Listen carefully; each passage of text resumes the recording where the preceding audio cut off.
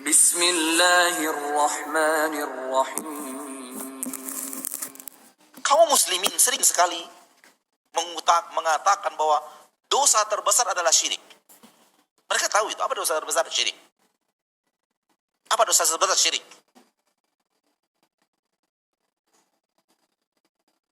Namun, kenapa tidak terlalu banyak orang yang membahas apa itu syirik untuk dijauhi?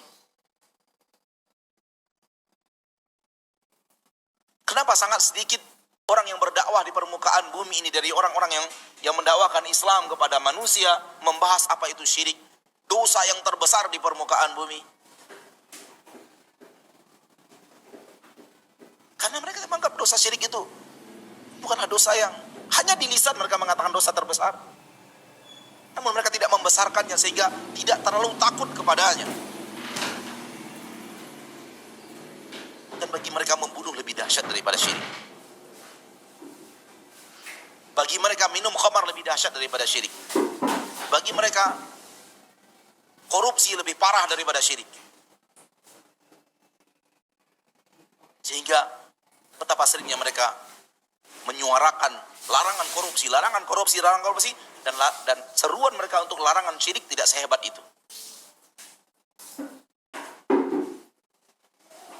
Ma'asyarul muslimin, ma'asyarul muslimat.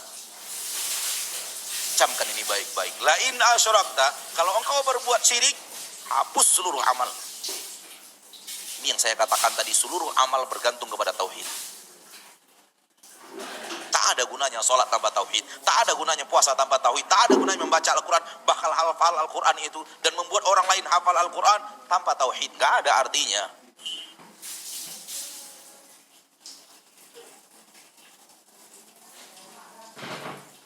Kalau begini kita memahami, fahamlah kita apa itu, kenapa itu harus la ilaha illallah.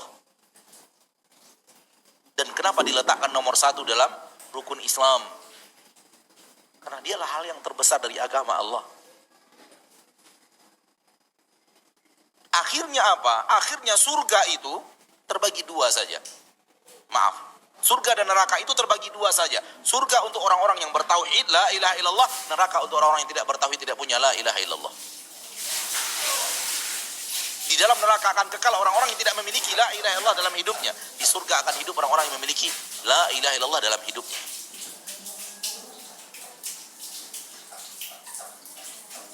Sehingga orang yang datang kepada Allah masih membawa la ilaha illallah yang dia ucapkan, dia yakini, dan amalannya tidak membatalkan la ilaha illallah, itu pasti masuk surga. Ini makna hadis Nabi SAW, pasti masuk surga. Yaitu datang kepada Allah, menghadap Allah, masih membawa la ilaha illallah dan tidak dibatalkan. Dia tidak membatalkan la ilaha illallah.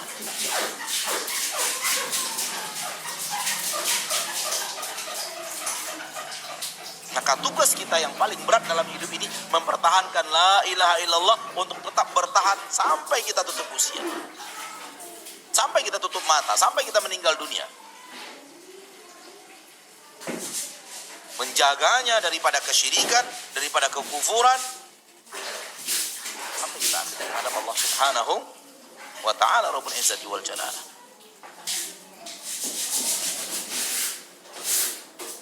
Seorang yang mengucapkan la ilaha illallah masuk dia dalam agama Islam. Namun kemudian dalam perjalanan hidupnya dia berbuat syirik. Perbuatan syiriknya itu membuat la ilaha illallahnya hancur dan musnah. Sampai dia bertaubat lagi. Taubatan nasuh. Taubat yang tulus, ikhlas. Kembali dia masuk ke dalam agama Islam. Kembali dia memiliki la ilaha illallah. Sekiranya dia tutup usia dengan la ilaha illallah masih ada, ini orang yang wafat dalam keadaan muslim. Namun kalau dia ucapkan la ilaha illallah, kemudian dia lakukan dosa syirik besar, hapus la ilaha illallah. Dia wafat tanpa bertaubat dan nasuha, maka dia wafat dalam keadaan tidak muslim. Dan orang yang wafat dalam keadaan tidak muslim tidak akan pernah ke surga untuk selama-lamanya. Muslim yang kita maksud penilaian Allah terhadap dirinya, bukan pendapat kita manusia terhadap dia.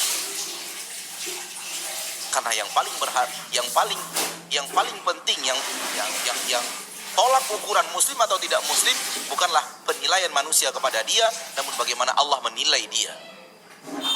Kalau menurut Allah masih muslim, berarti masih punya la ilaha illallah, masih muslim.